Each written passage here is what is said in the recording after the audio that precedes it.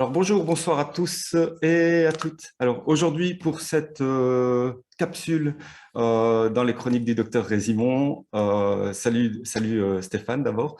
Salut Euh, Cédric.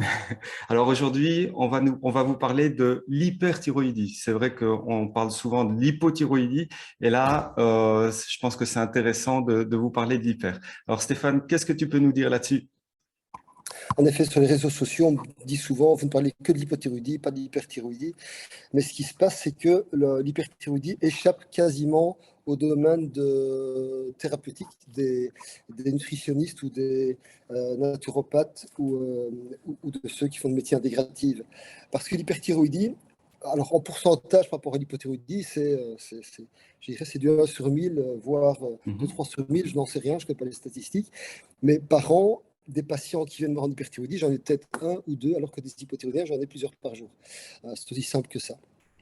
Alors, l'hyperthyroïdie, donc ça veut dire trop d'hormones thyroïdiennes. Tout d'abord, ça donne quoi comme symptômes? Ça donne de l'énervement, des tremblements, des bouffées de chaleur, de la diarrhée, un amaigrissement éventuellement, une surchauffe, un temps trop chaud, on transpire beaucoup. Ça, c'est les signes typiques de l'hyperthyroïdie. De nouveau, tout comme pour l'hypothyroïdie, on n'a jamais tous les signes en même temps, mais petit à petit, si l'hyperthyroïdie s'aggrave, on aura tous les signes d'hyperthyroïdie. Donc en fait, le corps est survolté, un peu comme on peut l'avoir dans l'excès de cortisol. Bon. Et alors, maintenant, il faut trouver là, tout problème, il y a une cause. Donc il ne faut pas Ouais, vous quelle est la jeter sur un cause? cas de Ouais, ouais. prescription. Il ne faut pas vous jeter sur un cas de prescription ou dire je vais prescrire des compléments alimentaires à ce patient qui a hyperthyroïdie. Pas du tout. Il y a des causes. Alors la première cause, je dirais, la plus facile à traiter, c'est le nodule chaud. Donc on peut avoir des boules, la thyroïde, ça s'appelle des nodules. Un nodule froid peut être cancéreux, je dirais, dans 10 à 20% des cas. Et on peut avoir un nodule chaud qui sécrète trop d'hormones thyroïdiennes et qui est autonome. C'est un nodule qui ne réagit plus au contrôle par la TSH. Et donc, c'est un nodule qui se met à sécréter beaucoup d'hormones thyroïdiennes, T4 et T3. Et le patient est surdosé.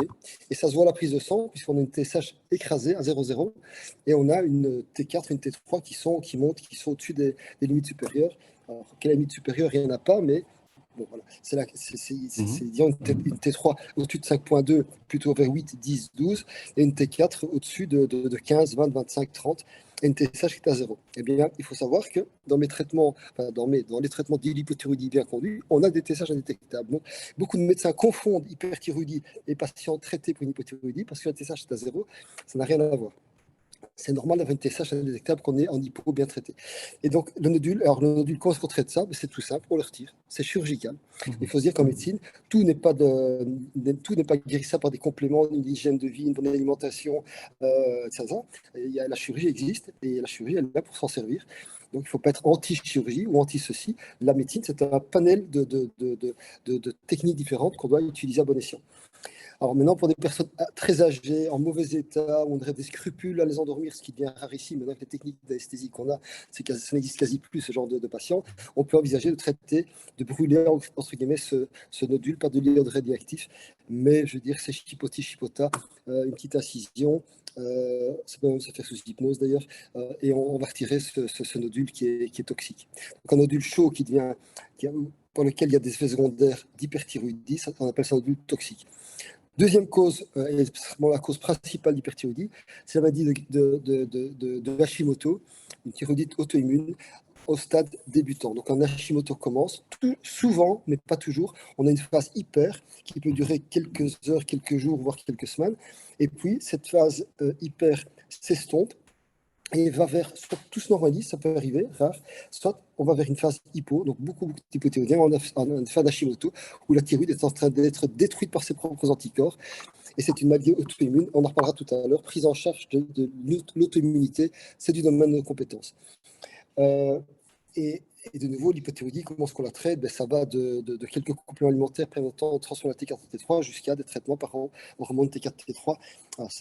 Et alors, on a une thyroïdite auto-immune beaucoup plus rare, ça met de graves bases d'eau, Mhm. où là, on fait des anticorps contre récepteurs à la TSH. Ce sont des anticorps qui sont stimulants. Donc, en gros, c'est comme s'il y avait beaucoup de TSH dans le sang et la thyroïde s'emballe.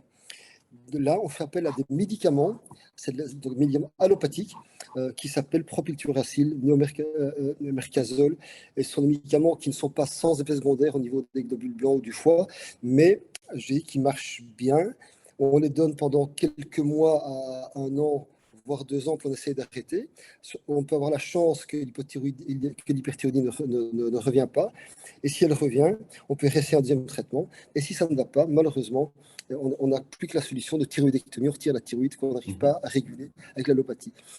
Mais quand même, je dirais, dans le plus grand nombre de cas, on arrive à réguler cette hyperthyroïdie avec ces médicaments antithyroïdiens auxquels on doit d'ailleurs ajouter, assez étonnamment, des hormones thyroïdiennes. Parce que ces médicaments freinent à tort la thyroïde, freinent en général trop la thyroïde, on voit en hypothyroïdie, et puis on doit faire remonter les hormones thyroïdiennes avec un traitement extérieur, soit par T4 seul, soit par T3, T4. Donc, on a une des rares indications de la T4 thyroïdienne seule, une des rares indications, c'est l'hyperthyroïdie traitée avec les antithyroïdiens de synthèse qui met le patient en hypothyroïdie. On veut relever un peu les hormones thyroïdiennes pour que le patient soit nouveau en euthyroïdie. Voilà. L'autre indication de la T4 seule, ce sont des nodules qu'on veut stabiliser. Et en dehors de la T4, on a rétroconstance sur la TSH, la TSH s'effondre et le nodule n'est pas stimulé, donc il n'a pas tendance à grossir. Alors maintenant, où est la place du thérapeute? Où est notre place là-dedans? Que ce soit médecin ou non médecin, c'est-à-dire qu'il faut gérer l'auto-immunité.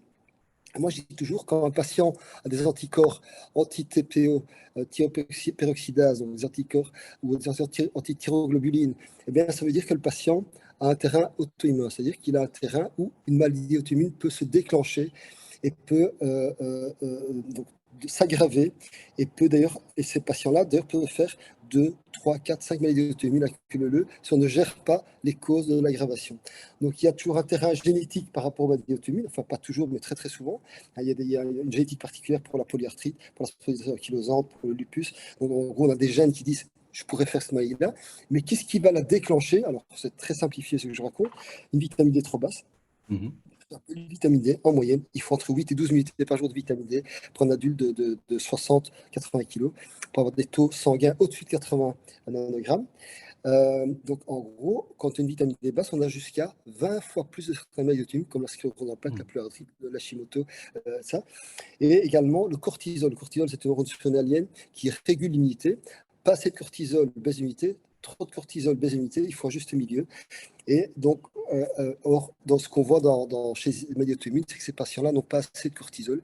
Et on donne un petit peu de cortisol juste pour les remettre à niveau, eh bien, l'immunité se régule et ça empêche de faire des crises de polyarthrite, des crises de sclérose en plaques, des crises de ceci.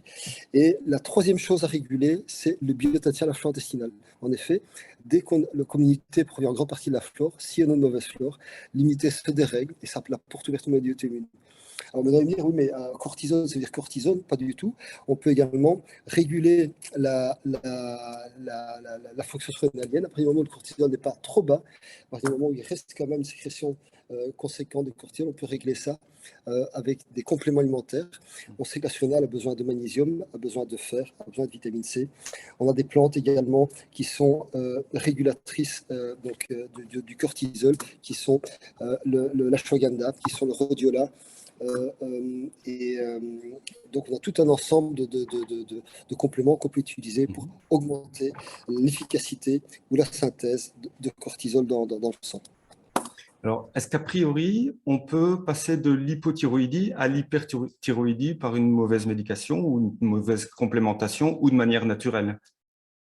Oui, tout à fait. Il y a des compléments comme des extraits glandulaires surrénaliens qui, lorsqu'ils sont pris à trop forte dose, peuvent en effet donner des cliniques d'hyperthyroïdie. Ça arrive, que ce soit avec le supraadrénaux ou d'autres.